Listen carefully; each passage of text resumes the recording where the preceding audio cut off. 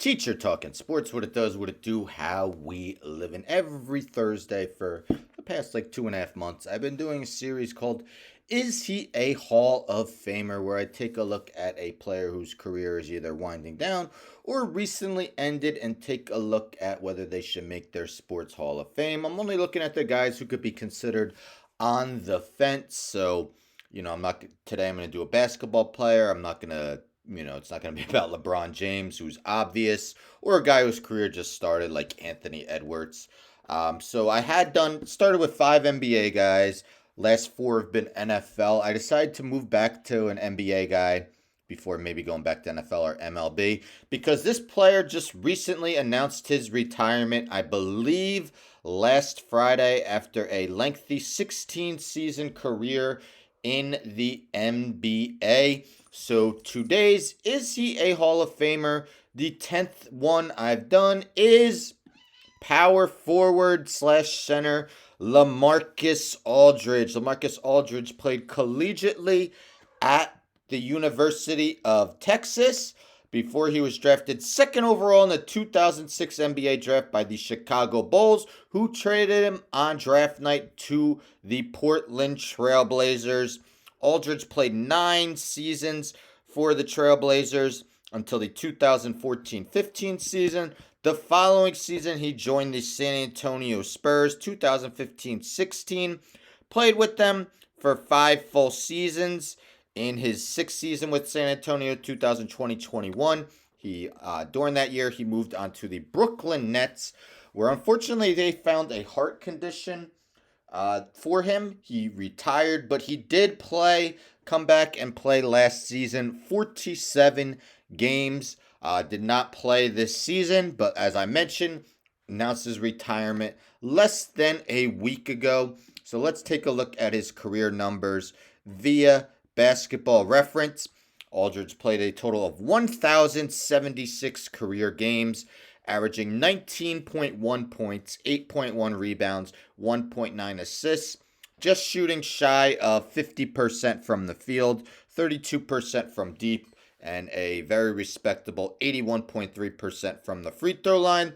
Was a 7-time All-Star and a 5-time All-NBA. Let's take a look at his season-by-season numbers. Started nearly all his games, 997, 33.7 minutes per game. If we take a look, we see for 5 straight seasons from 2011 to 2014-15, he averaged more than 20 points a game. The last 2 of those seasons, he also averaged double digits rebound totals. Also averaged 20 points a game 2 other seasons with the Spurs, 2017-18 and 2018-19. For much of his career, averaged at least a block per game. I had a few seasons where he shot over 50% from the field, was the king of mid-range during his time, so never really expanded to the three-point line until the very end of his career. So you figure if he joined the NBA a little later, he probably would have become more of a stretch four, where he would be attempting more threes per game. But 7 All-Stars is impressive. If we take a look at all the guys who have had about 7 All-Star teams, the only guy with more than 7 NBA All-Star appearances who is not in the Hall of Fame is Larry Faust. Larry Faust played way back in the 1950s. His 8 All-Star appearances have not yet seen him get enshrined in Springfield. Everyone else with 8 or more is in the Hall of Fame, or you would have to expect would get in the Hall of Fame once their career is over or once they're eligible. We take a look at the guys with 7. Greek Freak, of course, he's getting in. Dave Bing in the Hall of Fame. Walt Frazier in the Hall of Fame. Harry Gallatin, Hall of Fame. Grant Hill, Hall of Fame. Joe Johnson, who I did a previous video of, is he a Hall of Famer? So take a look at that one. Damian Lillard will get in. Jerry Lucas in. Ed McCauley in. Slater Martin in. Tracy McGrady in. Dick McGuire in. Kevin McHale in. Alonzo Mourning in. Scottie Pippen in. Willis Reed. Jack Sigma in, although Sigma took a while. Nate Thurman in. Chet Walker in. JoJo White in. James Worthy in. Take a look at his All-NBAs. As I mentioned, he has 5 All-NBA appearances. So most guys with 5 All-NBAs are also in the Hall of Fame. I believe there was someone with 6 who's not in. No, I'm sorry. I think everyone with more than 5 is in the Hall of Fame.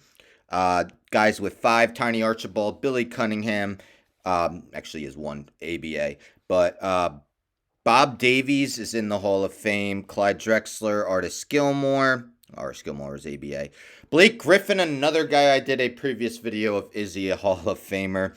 Tim Hardaway had to wait a while, but he got in. Grant Hill in. Kevin Johnson not in. Neil Johnston in. Kawhi Leonard will be in. Jerry Lucas in. Slater Martin in. Yao Ming in. Sidney Moncrief had to wait a long time, but he's in. Willis Reed in. Mitch Richmond in. Amari Stoudemire not in. Isaiah Thomas in. Ben Wallace in. Chris Webber also had to wait a while, but he is in. So more often than not, 5 All-NBAs has gotten a guy into the Hall of Fame, although Aldridge never had a first-team All-NBA. He had 2 second-team All-NBAs and 3 third-team All-NBAs in his career.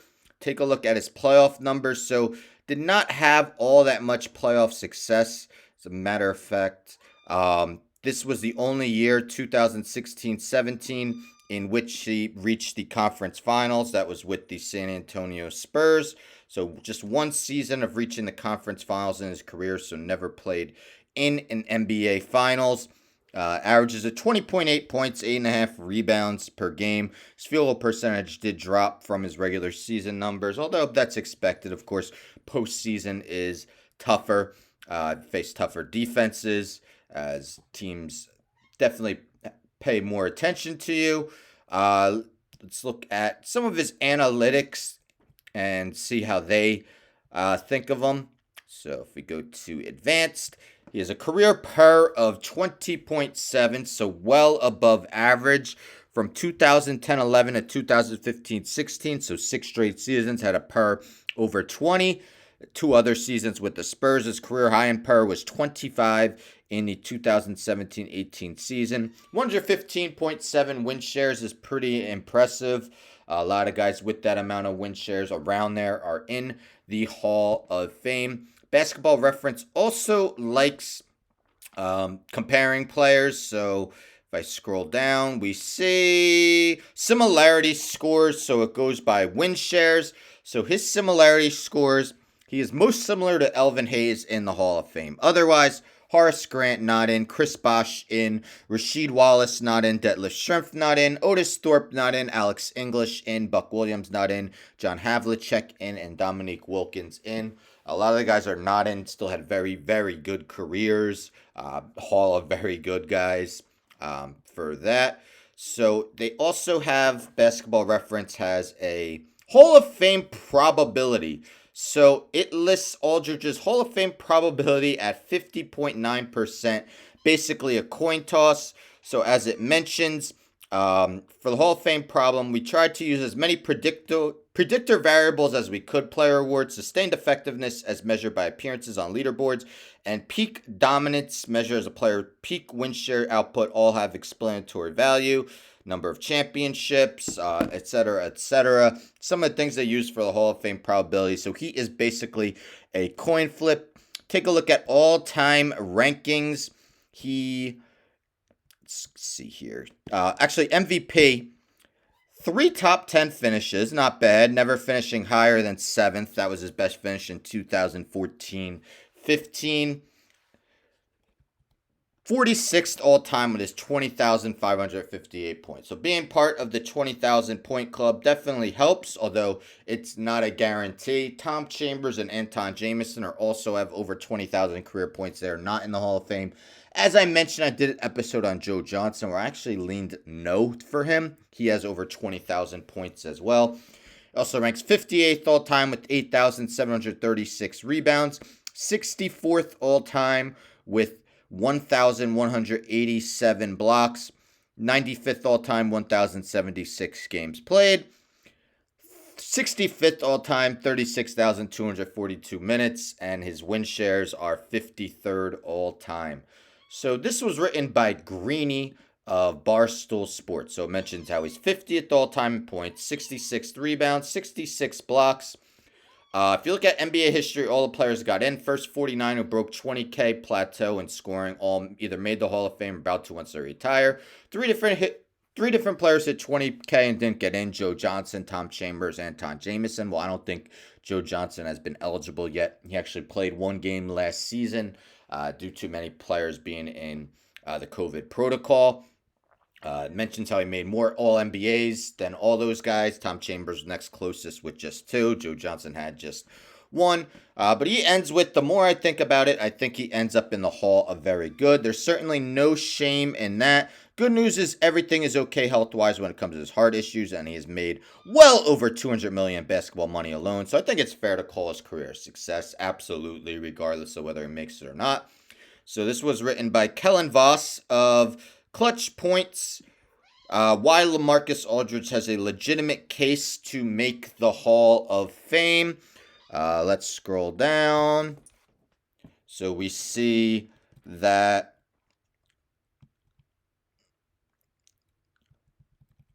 as Rip City Project's Marlon Ferguson Jr. pointed out last year, only one eligible player has made the Hall of Fame after racking up 7 All-Star appearances or more. The player was Larry Faust, played in the 50s. Aldridge never dominated the league like Embiid or Jokic. No. Consistently one of the best 15, 20 players in the league. Consistency helps his Hall of Fame case. A lot of guys in NBA history haven't been that good for that long. Ability, only other players scored 1,000 points each of the last 13 seasons is LeBron James. So that this was written, was it written in 2021?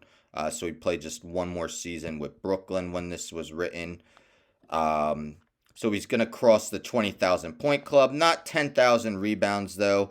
Able to make the playoffs in 10 of his 16 seasons, and that's made it last season. While he never played in the NBA Finals, Aldridge was big reason Spurs were able to get the Western Conference Finals 2017. Aldridge may not get in the Hall of Fame first time on his ballot, but he should eventually get in as voters see his consistency and his ability to fill it up with a style that many thought was going obsolete. Yes, you don't see much of the mid-range game anymore. Kevin Durant, of course, has mastered it. A guy like DeMar DeRozan, but otherwise, three-pointers or layups is a lot of the game. So, is LaMarcus Aldridge a Hall of Famer?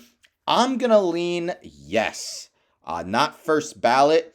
7 All-Stars, 5 All-NBA appearances definitely are going to help his case. I almost see him like a Tim Duncan light. Now, when I say that, don't think I'm comparing him to Tim Duncan. Tim Duncan is a Tim Duncan is a top 10 player in NBA history, won championships. LaMarcus Aldridge is borderline top 100 player in NBA history.